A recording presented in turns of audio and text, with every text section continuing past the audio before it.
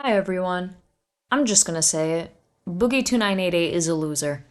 So, a documentary recently came out by Mike Klum about Boogie2988, and from the start, he's already talking with this defeatist attitude. He talks about how bad he is at managing money and how he lost all of the money he made in the past. He explains that when he was married, his wife managed all their finances, but after he got divorced, he had to manage his own money. That explanation is fair enough. I have no problem with that. Not everyone is good at money management. What I don't like, however, is how he concludes that he is worthless. I'm worthless. My guy, you're already starting with this woe is me pity party? Dude, you're a well known YouTuber. You're not sitting here with nothing. The fact that you're even filming a documentary goes to show you have some worth. Don't play with me. People don't like seeing it, so that's why I'm going to die alone. Boogie, that's not the reason you're gonna die alone. You literally used to be married. Clearly your weight and or skin has nothing to do with that. Again, you're just playing the victim right now. I might have some more sympathy for you if you haven't ever been in a relationship at all, let alone married, but it makes no sense to have this mentality at this point in your life. I think we can all agree that the $200,000 Boogie spent on sex workers was so stupid. Now, of course, we all have our vices, and many of us go through times in our lives when we compulsively engage in those vices. I want to give a tiny bit of leniency to Boogie, because that trait is part of human nature, and therefore, it is difficult to overcome. He's human, his vice is sex. I'll give a morsel of leniency. The thing is, personally, I am against prostitution, which isn't really a hot take, at least it shouldn't be. But I particularly don't like the Johns who partake in that industry. They're the ones who keep that industry in existence, and so they're the ones I'm more so against. Simply put, although I give Boogie a tiny bit of grace when it comes to how much money he spent on sex work, he loses me because he spent that money on sex work.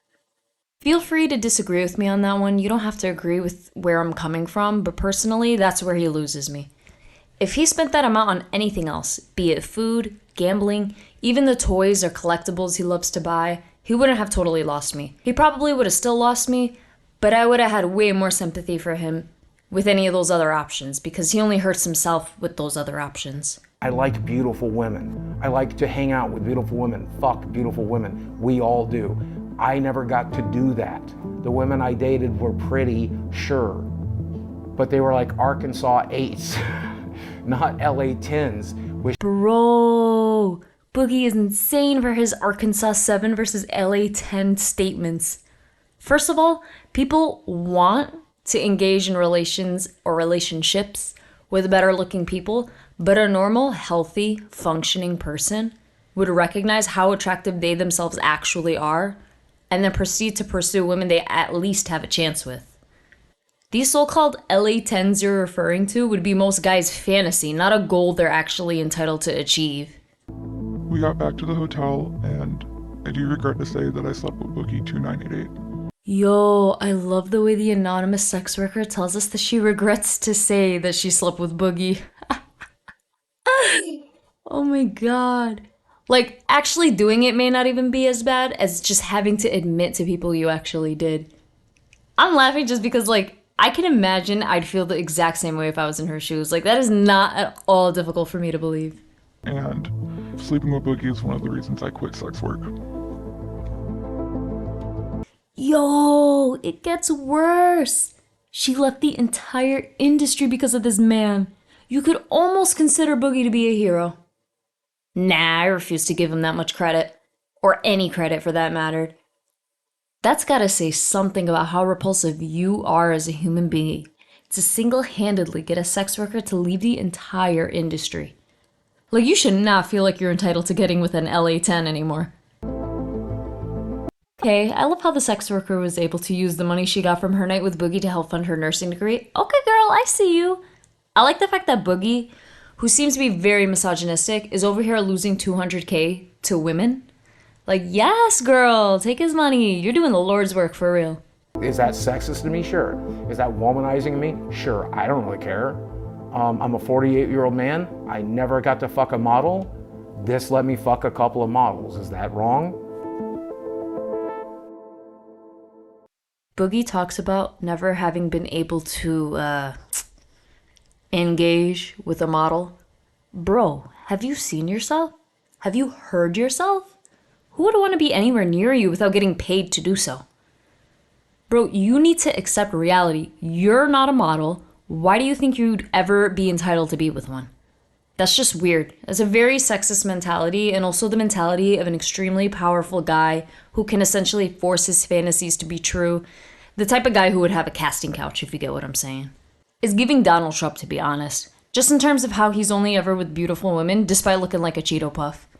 Except Trump has so much to offer that a lot of beautiful women would be willing to settle for all of that.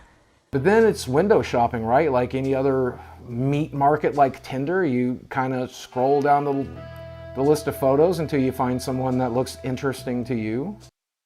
I don't like the way Boogie talks about looking for girls online as a meat market. Like he's legit looking for services to purchase, but he's talking about the women like they're products instead of people giving the service. He claims his meat apron is the reason he'll die alone, but he doesn't understand that the way he talks is the real reason he's gonna die alone. God damn, he's just so repulsive. I wonder if that's a coping mechanism for him, so he never has to deal with real rejection.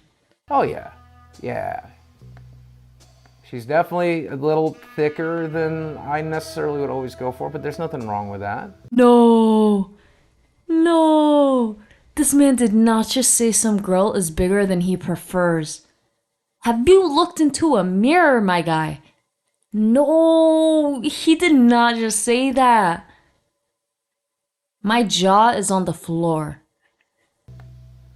So I deserve to go to Disneyland with a beautiful girl, right? I deserve to go to New York and explore Times Square with a beautiful girl, right? Like, I deserve that. No, you don't, bro. Literally, no one actually deserves to do anything with a beautiful person. But if anyone did, it wouldn't be you. It'd be somebody who's also physically attractive. I'd think that'd go without saying, but we have people like Boogie out here talking about, I deserve to go to Disneyland with a beautiful woman. So I actually had to spell that out. Man, if I had that money back, that would be half of my mortgage right now. That $1,000 is my entire health insurance payment. I don't know what the prostitutes did with it, and I hope they spend it in good health. But I sure could use that shit right now. I don't know, man. I'm actually kind of glad that the prostitutes get to have that money instead of Boogie. That guy is so unlikable and so disrespectful towards women.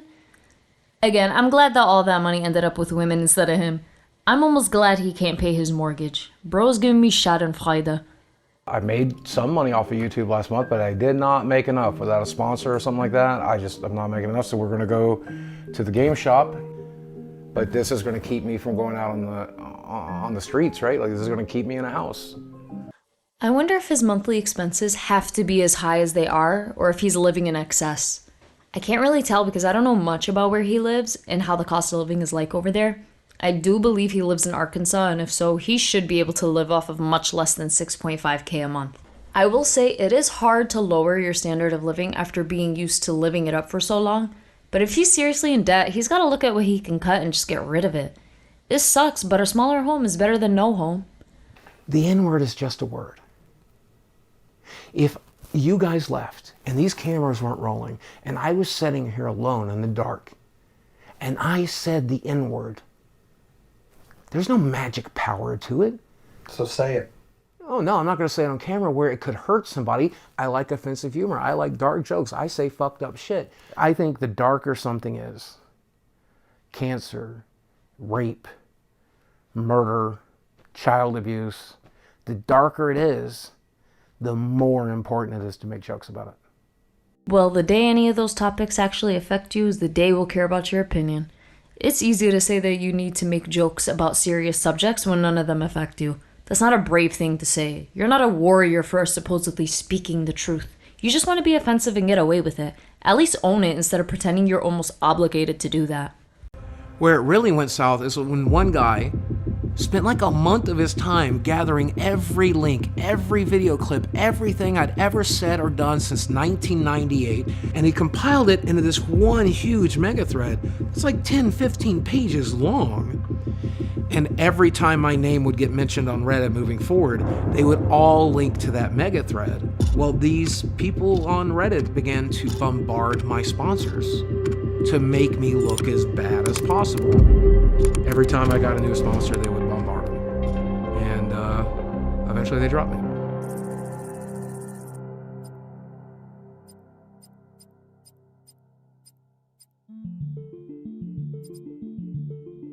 I'm wondering if anything in particular prompted that guy to make that mega threat about Boogie. Because usually the internet is pretty aware of a lot of what a YouTuber has said or done in the past, but they just don't care about it because they don't always talk like that. It's easy for them to quickly move on. Usually it isn't until that YouTuber is in a major scandal, like Shane during Carmageddon or Colleen when she played her ukulele at us, that people then spread old offensive content like wildfire to try to cancel them.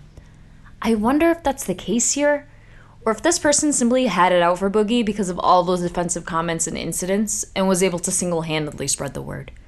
That would be a unique situation, I think, for a YouTuber. So it's a waiting game now, and it's just about making the best of it. Boogie's given up. He's talking as if he's given up. That's why it's so depressing to listen to what he has to say. He's just done, and he wants to convey that misery he has to everyone else around him. It's toxic.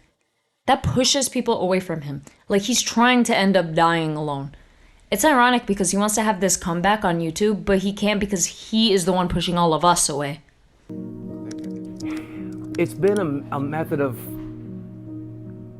I think covert narcissism is the right phrase. Like, oh, look at how pathetic I am. You should feel sorry for me. You would never be mean to me because I'm so pathetic, right? Oh, I'm so fat, I'm so weird, I'm so goofy, I'm such an old man, At least he's self-aware and honest about the fact that he's probably a covert narcissist. I remember reading a comment on one of his interviews with H3 where someone totally called it. They noticed that all he talked about was himself, and if the conversation started going in any other direction, he'd bring it back to himself. Not everything is bad. I've got at least one good thing going on. Can I show you? Sure.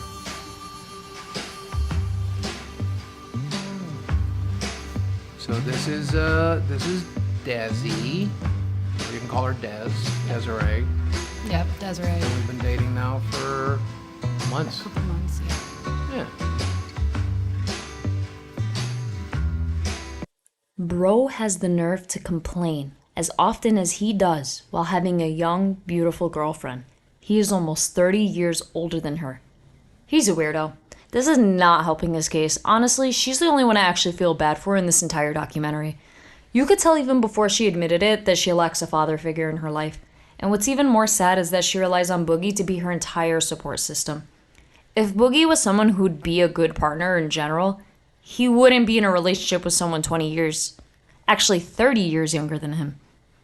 She deserves better and she can do better. I feel bad that she's defending their relationship so much that she says she won't leave even if he's broke. Like, girl, that's the best thing he can actually offer you. If he can't give it to you, then just bowl. We'll get it.